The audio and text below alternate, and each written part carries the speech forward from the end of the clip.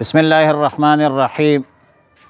یسألک الناس عن الساعة قل انما علمها عند اللہ وما یدریک لعل الساعة تکون قریبا۔ پارہ 22 سورہ احزاب رکوع 9 رکوع 8 آیت نمبر 63 تا 68۔ آیت مذکورہ میں منکرین بعد الموت کے سوال کا تذکرہ ہے۔ منکرین بعد الموت سوال کرتے ہیں کہ قیامت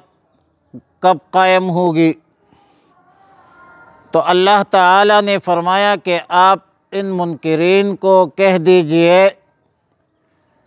کہ قیامت اور وقوع قیامت کی خبر اللہ کے بغیر کسی غیر کے پاس نہیں ہے۔ البتہ اجمالاً اعتقاد رکھنا کہ قیامت قائم ہوگی، قیامت حق ہے، یہ ضروری ہے۔ اور زمانے قریب کے احتمال کو بھی نظر انداز نہیں کیا جا سکتا، رد نہیں کیا جا سکتا، جس کا تقاضا یہ ہے کہ لوگ انجام سے ڈرتے رہے اور قیامت کی تیاری میں لگے رہے۔ کیا قیامت کے حوالے سے فرمایا کہ تکون قریبا، قریب ہونے کی وجہ یہ بھی ہو سکتی ہے کہ بروز قیامت جو چیزیں ہیں سب چیزیں سامنے آئے گی اور آ رہی ہے، اور قریب لر حکم دا عین شیوی، تو قریب ہی کو آنے والی چیز کو قریب سمجھنا یہ دانشمندی ہے، سمجھداری ہے۔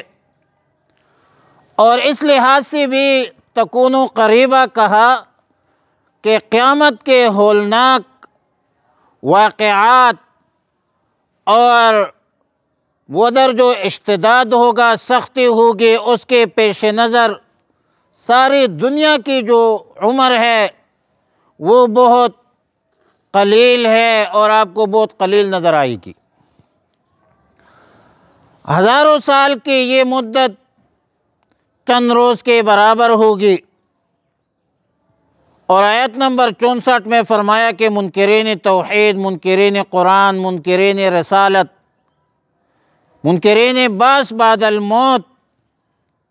کے لیے لعنت ہے، اور لعنت کا معنی ہے اللہ کے رحمت سے دوری۔ اللہ تعالیٰ کے رحمت سے دوری کے نتیجے میں ان بدبختوں کے لیے آتش سوزا تیار کر رکھا ہے، جس میں یہ ہمیشہ ہمیشہ رہیں گے۔ اور پھر اس عذاب میں، عذاب سعیر میں، ہمیشہ کے عذاب میں نہ ان کا کوئی حمایتی ہوگا، نہ مددگار ہوگا۔ بروز قیامت ان منکرین کو جہنم میں اوندے ڈالے جائیں گے، ان کے منہ میں آگ ہوں گے اور چہروں کے بل گھسیٹے جائیں گے۔ یہ لوگ کبھی چہرے کے ایک کروٹ پر، کبھی دوسرے کروٹ پر الٹ پلٹ کر اس کو جہنم میں پھینکے جائیں گے۔ انتہائی حسرت سے، پشیمانی سے کہیں گے کہ کاش ہم بھی دنیا میں اللہ کی اطاعت کر لیتے، رسول اللہ صلی اللہ علیہ وسلم کی تعلیمات پر عمل کر لیتے، تو اس مصیبت میں مبتلا نہ ہوتے۔ اور انتہائی حسرت و یاس کے اساس پر گمراہ سرداروں پر، بڑوں پر شدید غصہ کا اظہار کریں گے،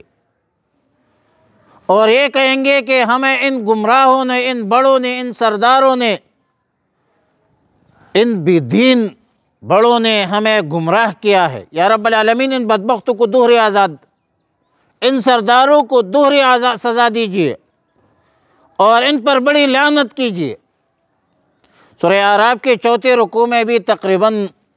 یہی مضمون گزر چکا ہے کہ ربنا ہؤلاء اضلونا فآتیہم عذابا ضعفا فی النار، جس کے جواب میں اللہ تعالیٰ نے فرمایا قال لکل ضعف،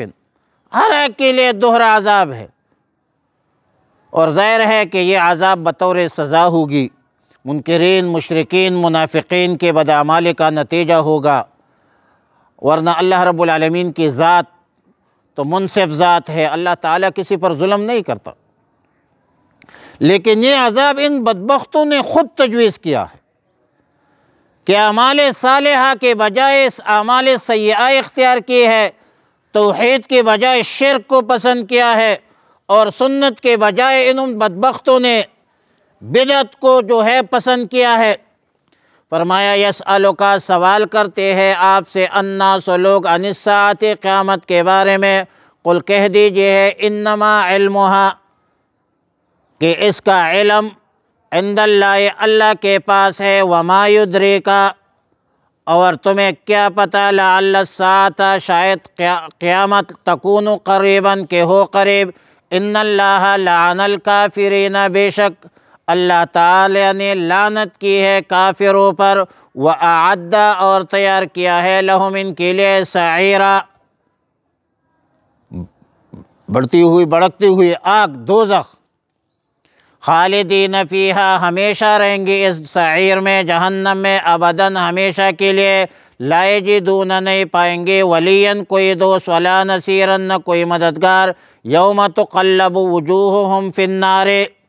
جس دن الٹ پلٹ کی جائیں گے وجوہہم، ان کے چہروں کو، فی النار، آگ میں، یقولون، یوں کہیں گے، یا لیتنا، اے کاش، اطعنا اللہ، کہ ہم اطاعت کر لیتے اللہ کے، واطعنا الرسول، اور اطاعت کر لیتے رسول اللہ صلی اللہ علیہ وسلم کے، وقالو، اور یوں کہیں گے، ربنا، اے ہمارے رب، انا اطعنا، بے شک ہم نے حکم مانا ہے، سادتنا، اپنے سرداروں کے، وکبراءنا، اور اپنے بڑوں کا، فأضلونا السبیل، پر انہوں نے ہمیں گمراہ کیا ہے راہ حق سے، سیدھے راستے سے، ربنا، اے ہمارے رب، فإن آتیہم، ربنا آتیہم، اے رب العالمین، آتیہم، دے دے انہیں، ضعفین، دگنا عذاب، من العذاب، عذاب میں سے، ولعنہم،